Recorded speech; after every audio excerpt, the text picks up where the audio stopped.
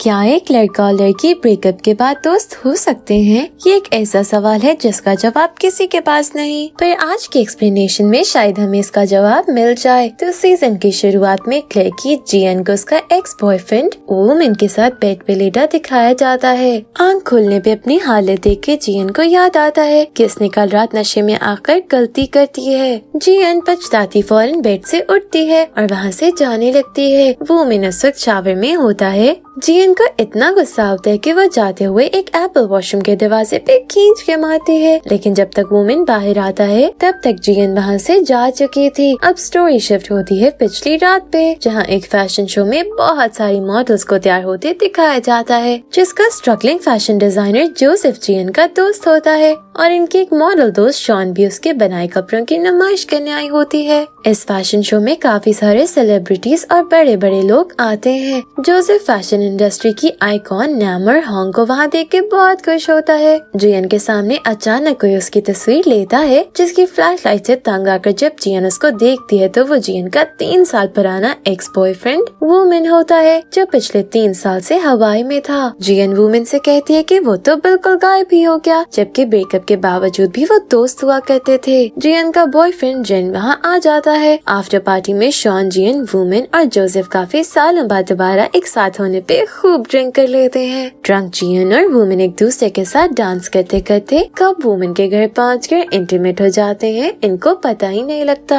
अब प्रेजेंट में जियन जिन से अपनी वूमेन के साथ बिताई रात का झूठ बोल देती है कि वो शॉन के घर थी। जियन से कहता है कि उसको एक ऐसी गर्लफ्रेंड चाहिए थी जो उसके जैसी हो, मगर अब इनका साथ गुजारा नहीं। ये सुन के जियन के होश उड़ जाते हैं। जियन हैरानगी में अपना कार होल्डर उसी रेस्टोरेंट में भूल जाती है, जिसको एक हैंडसम वेटर शिम उठा लेता है, जो शायद पहली नजर में ही जियन को दिल दे बैठा था। फिर जियन शॉन से मिलने आती है और उसको पूरी कहानी सुनाती है। तभी वहाँ वूमेन आ जाता है। जियन उसको देख के ऑकवर्ड हो जाती है, मगर ढीठ वूमेन ऐसे दिखावा करता है जैसे यूं एक रात साथ बिताना कोई बड़ी बात नहीं, और हाथ से वैसे भी इंसान के हाथ में नहीं। शॉन वूमेन के सामने जियन के अभी हुए ब्रेकअप का जिक्र करती है तो वूमेन खिलते हुए मुस्कुराता है, जैसे उसको मन ही मन इस बात की बड़ी खुशी हो। उसको अपना ब्रेकअप याद आने लगता है, जिधर जियन ने उसको हार्टलेस बोल के ब्रेकअप कर लिया था। जियन एक फैशन ब्रांड ऑड्रे में काम करती है, जिसको जियन और इसकी बॉस ओ ने मिलकर खड़ा किया है। और जियन को किसी तरह नैमर हॉन्ग को उनके ब्रांड को चुनने के लिए मनाने का कहती है, जो काफी बड़े सेलिब्रिटी स्टाइलिस्ट हैं। ये काम जरा मुश्किल जरूर था, मगर इसका फल बड़ा मीठा था। जियन को जोसेफ की मदद से पता लगता है कि नैम को एक खास जगह की ब्रेड बहुत पसंद है, जिसको लेने जियन पहाड़ी पे जाती है। और बड़ी मुश्किलों के बाद वो ब्रेड जैसे ही जियन को मिलती है वो नैम की शूटिंग लोकेशन पे पहुंच जाती है, मगर नैम उससे मिलने पे राजी नहीं होती। तभी वूमेन, जो द प्रोफेशनल फोटोग्राफर की जॉब कर रहा था, नैम को वो ब्रेड जियन के नाम पे दे देता है। जियन समझती है कि वो नाकाम रही। तभी वो वूमेन के पास आती है, जो जियन को बताता है कि मॉडल ने 50 में उसका पर्ल नेकलेस पहना है। जियन के चेहरे पे जैसे ही मुस्कुराहट आती है, वूमेन उसकी पिक्चर ले लेता है। अगली सुबह जियन को ओ बताती है कि नैम जियन की वजह से उनके साथ काम करने पे मान गई है। जियन की खुशी का कोई ठिकाना नहीं रहता और अब ढोंग को मनाने की घंटी उसके सर पे बजने लगती है, जो इंतहाई जिद्दी और नकचड़ी औरत है। शॉन का बॉयफ्रेंड एक मशहूर फैशन ब्रांड का मालिक है, जिसके लिए शॉन भी मॉडलिंग करती है। शो से पहले बाकी मॉडल्स उसको अपने जिस्म का सौदा करके आगे पहुँचने का ताना देती हैं। पहले तो शॉन उनकी बातों पे कान नहीं धरती, पर फिर उसकी उनसे लड़ाई हो जाती है और उसका अपना बॉयफ्रेंड उसे जॉब से निकाल देता है। तो कि शॉन, जियन, जोसेफ और वूमेन के साथ ड्रिंक करती है। जोसेफ शॉन को अपने बॉयफ्रेंड से माफी मांगने का मशवरा देता है, क्योंकि लड़ाई की वजह से शॉन का करियर खतरे में पड़ता दिख रहा था, जबकि वो अपनी मेहनत से यहाँ तक पहुँची थी। जियन भी नशे में वूमेन से पास में कभी माफी ना मांगने पे गिले शिकवे करती है। सारे दोस्त शॉन को माफी मंगवाने पर उसके बॉयफ्रेंड के घर ले जाते हैं। गाड़ी से उतर के जब शॉन उसके दरवाजे पे जाती है तो उसको अंदर से एक लड़की की आवाज आती है, जिसके बाद शॉन के कदम वहीं थम जाते हैं। मगर जज्बाती जियन नशे में धुन उसके बॉयफ्रेंड को खूब चीख चीख के गालियां देते हुए एक पत्थर उसकी विंडो में दे मारती है। जैसे ही शॉन का बॉयफ्रेंड बाहर झांकता है तो जियन उसको मिडिल फिंगर दिखाते हुए मुंह चिढ़ाती है,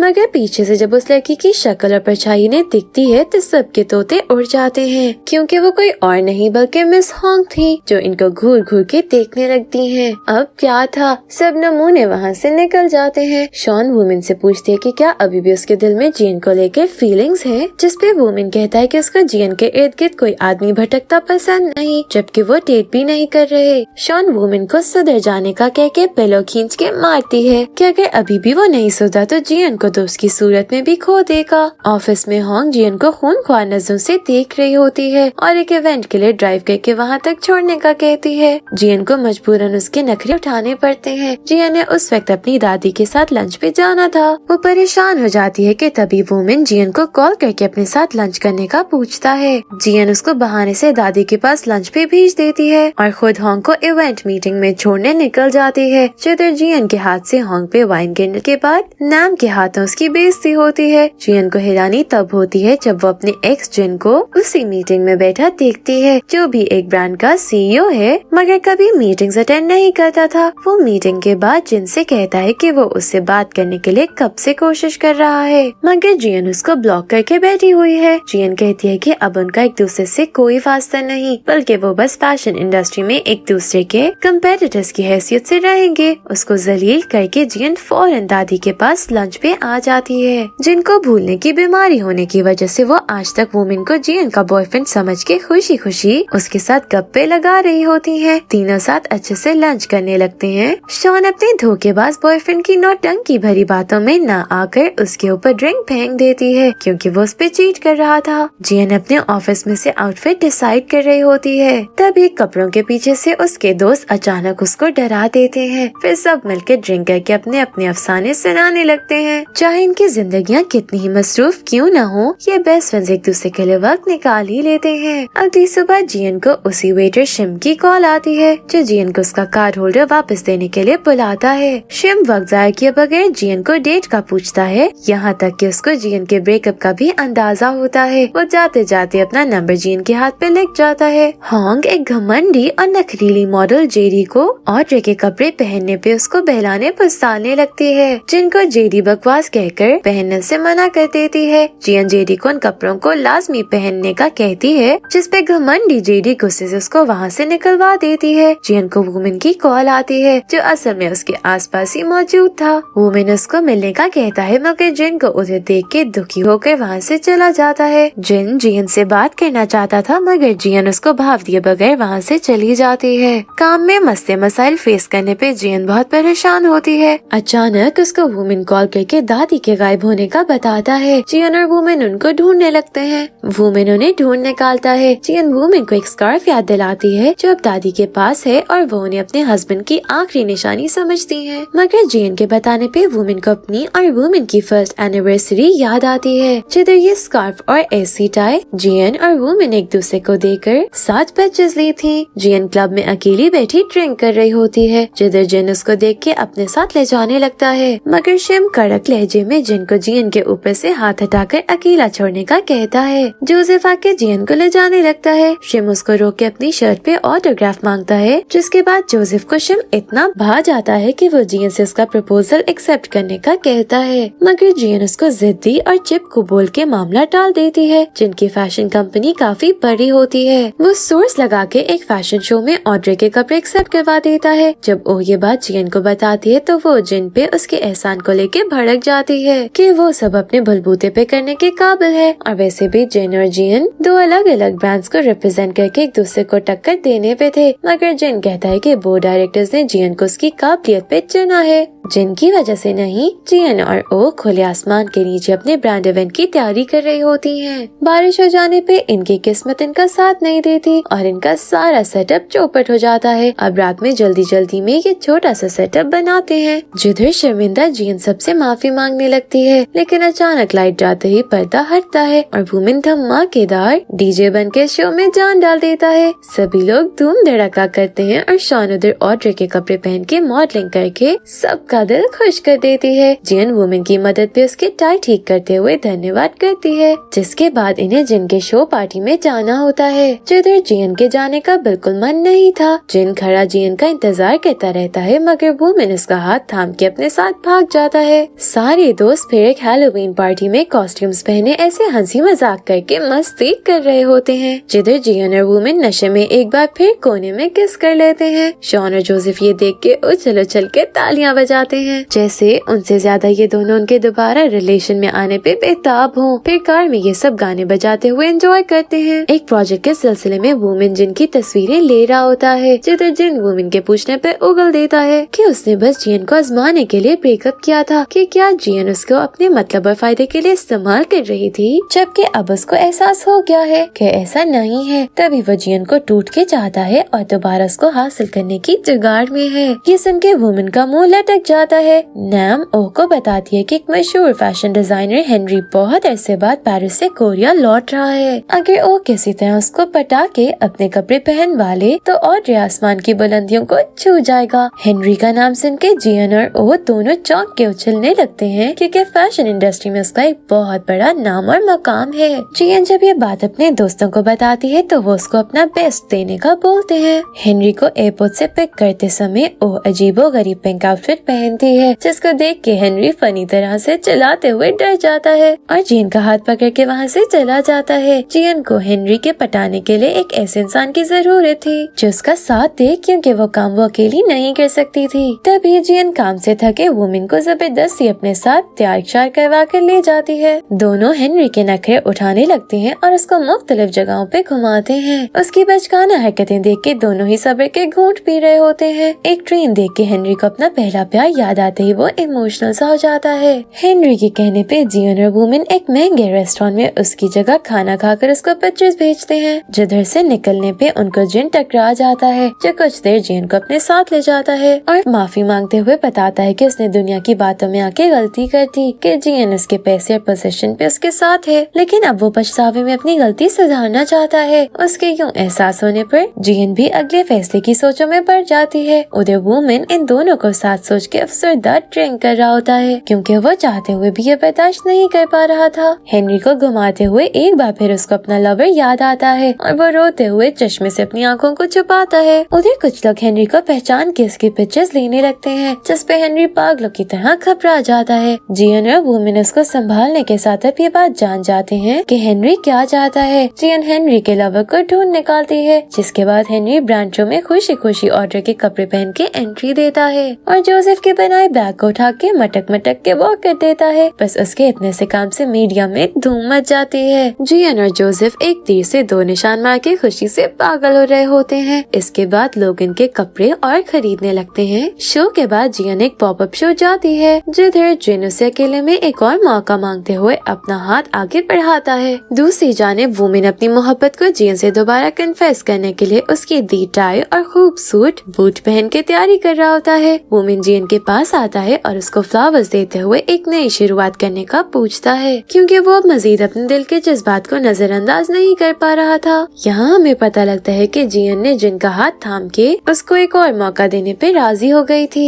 जियन वुमेन को उसके दिल से खेलने पे अनाप शनाप सुनाने लगती है कि ये कोई गुड्डा गुड्डी का खेल नहीं बल्कि जज्बात का मामला है और वो फ्यूचर में एक बार फिर से वुमेन से ब्रेकअप करके उसी अजियत से गुजरना नहीं चाहती। तभी गुस्से से जियन वुमेन से अपनी दोस्ती को खत्म करने का कह के वहाँ से चली जाती है। वुमेन का दिल टूट जाता है, जिसके बाद वुमेन अपने आप को काम में झोंक के उलझा लेता है, मगर अंदर ही अंदर घुट रहा होता है। शॉन उसको अच्छे से समझ आती है, क्योंकि आखिर ये चारों बहुत पुराने दोस्त हैं। जियन और जिन दोबारा से कपल तो बन जाते हैं, लेकिन इस बार इनके रिश्ते में वो बात नहीं रहती, क्योंकि ये एक जबरदस्ती की डेटिंग जैसी बन जाती है और जियन के जहन पे बस वुमेन सवार होता है। जोसेफ की मॉम की बर्थडे में जियन और वुमेन एक दूसरे को देख के ऑकवर्ड हो जाते हैं, जिधर आंटी के पूछने पे निडर वुमेन बता देता है कि जियन उसको रिजेक्ट कर दिया। शॉन बताती है कि उससे पहले जियन जिन को हाँ कह चुकी थी। यहाँ जियन अपने रवैये पे वुमेन से माफी मांगती है। दोनों एक दूसरे से सुलह करके हाथ मिला के दोस्त रहने का फैसला करते हैं। एक रात ड्रंक वुमेन ड्रंक जियन को अपनी बैग पे उठा के उसके घर ड्रॉप करने जाता है,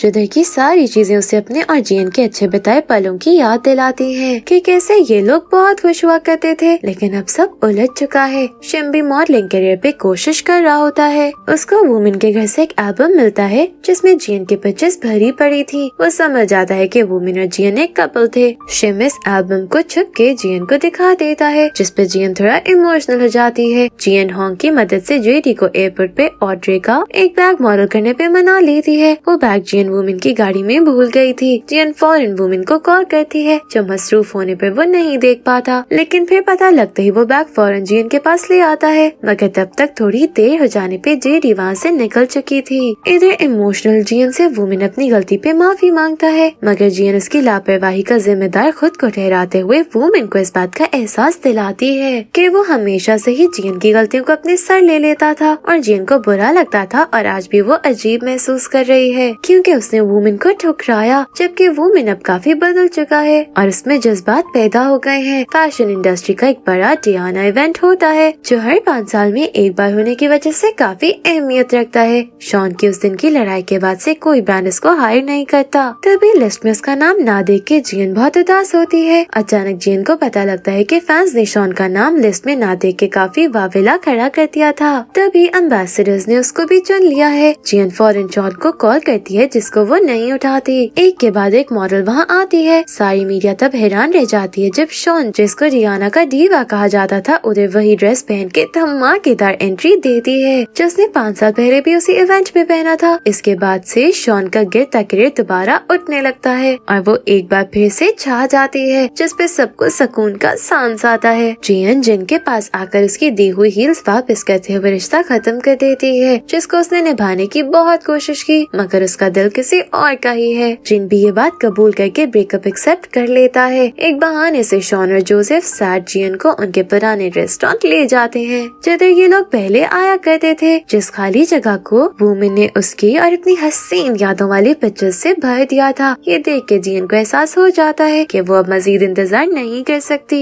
तभी वो भागते हुए वुमन को हग कर लेती है, जिधर वुमन उसको साथ रह के मजीद अच्छे यादों को बनाने का कहता है। दोनों ही इमोशनल हो जाते हैं। सारे दोस्त हंसी मजाक करते हुए एक बीच पे जाते हैं, जिधर जियन और वुमन को कपल्स की तरह रोमांटिकली एंजॉय करते हुए देख के शॉन और जोसेफ मुस्कुराते हैं और उनके फैसले को सराहते हैं। जोसेफ को हेनरी की तरफ से क्रिएटिव डायरेक्टर बनने की ऑफर आती है, जिसको देख के वो चौंक जाता है और अपने दोस्तों को बताते हुए इमोशनल हो जाता है कि वो अपने दोस्तों को छोड़ के पेरिस नहीं जाएगा। जोसेफ को मुंह बना के रोता देख के वुमन की हंसी छूट जाती है, जिसपे जियन उसको मारती है। सारे दोस्त मिलके कैंपिंग पे जाने का प्लान बनाते हैं, मगर शॉन और जोसेफ एंड मोमेंट पे जानबूझ के मना कर देते हैं ताकि जियन और वुमन अकेले वक्त बिता सकें। तभी जियन और वुमन लवी डवी कपल्स की तरह अपनी कैंपिंग डेट को एंजॉय करते हैं और एक हो जाने पे खुशी मनाते हैं। बाद में शॉन, जियन, वुमन और जोसेफ एक जगह ड्रिंक करने जाते हैं, जिधर जोसेफ की मैनेजर उसको बताती है कि हेनरी ने जोसेफ को एक और मौका देते हुए कोरिया में रहते हुए ही उसका क्रिएटिव डायरेक्टर बनने की ऑफर की है। ये सुनकर जोसेफ की खुशी का ठिकाना नहीं रहता, क्योंकि उसको यहाँ बैठे बिठाए अपनों को छोड़े बगैर वो पोजीशन मिल रही थी, जिसके लिए दूसरे फैशन डिजाइनर्स की राह टपक रही है। सब उसको गले लगाकर जश्न मनाने लगते हैं। अब वो दिन आ जाता है जब जोसेफ का ग्रैंड फैशन शो होता है, जिसको बड़े बड़े लोग अटेंड करते हैं, जिधर हेनरी जोसेफ के डिजाइन की तारीफों के पुल बांधता है। फैशन शो स्टार्ट होने में कुछ देर बाकी होती है, मगर जोसेफ के मेन डिजाइन के कुछ फाइनल टचेस बाकी होने की वजह से वो वुमन को स्टेज पे ओपनिंग करने भेज देता है। स्टेज पे वुमन एक रेडियो रख के उसका बटन ऑन करता है, जैसे कि जोसेफ का प्लान था। उस रेडियो में इनकी पुरानी रिकॉर्डिंग मौजूद थी, जो इन चारों दोस्तों ने अपने अपने ख्वाबों की तामीर से पहले रिकॉर्ड की थी, जिसमें सबने अपने अपने सपनों के बारे में बताया था और बोला था कि ये रिकॉर्डिंग टाइम कैप्सूल होगा, जो तब खुलेगा जब ये अपने मुकाम को पहुंच चुके होंगे। और आज ये सब उस मुकाम पे पहुंच चुके हैं। ये इमोशनल रिकॉर्डिंग सबको बहुत इम्प्रेस कर देती है। फिर मॉडल्स कैटवॉक स्टार्ट करती हैं और शॉन जोसेफ का मेन डिजाइन पहन के जबरदस्त कैटवॉक करती है, जिसकी स्टेज प्रेजेंस स्टेज पे आग लगा देती है। सारे लोग जोसेफ की वाह वाह करते हैं, जो इन सबको इमोशनल कर देता है। आफ्टर पार्टी में ये लोग धूम धड़ाका करते हुए कुछ ज्यादा ही टर्न हो जाते हैं और सीढ़ियों पे मजे से बैठे जोसेफ की मॉम का इंतजार करते हैं, जो उनको एक बस में डाल के ले जाती है। जियन और वुमन साथ वॉक कर रहे होते हैं, जिधर जियन उसको बताती है कि जियन को एक बहुत बड़े ब्रांड ने खुश होकर काम की ऑफर की है, मगर जियन इस ऑर्डर को हरगिज़ नहीं छोड़ेगी, जिसने जियन को ये पहचान दी। एंड में हमें ये चारों दोस्त एक साथ बातें करते दिखाए हैं, जो अपने स्ट्रगलिंग डेज को याद करते हुए एक दूसरे का साथ कभी न छोड़ने पे मुस्कुराते हुए बातें कर रहे होते हैं कि आखिर उन्होंने कर दिखाया। यहाँ इस ड्रामे की एंडिंग हो जाती है, जिधर सपनों के साथ साथ अपने भी मिल जाते हैं और जियन और वुमन भी अपने अपने मस्ती मसाइल गलतफहमियों को दूर करके हमेशा के लिए एक हो जाते हैं। हैं। Thank you for watching.